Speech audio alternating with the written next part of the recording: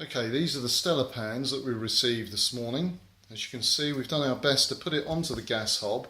It's a normal gas hob with the 4 prongs.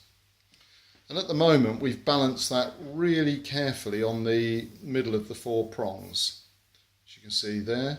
Okay, so if you could just rotate it very slightly. Okay.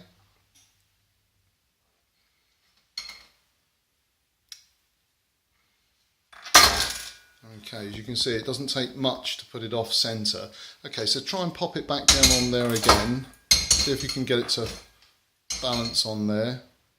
That's it. Okay, so that's balanced. And why is it balanced at the moment then? Because it's far over.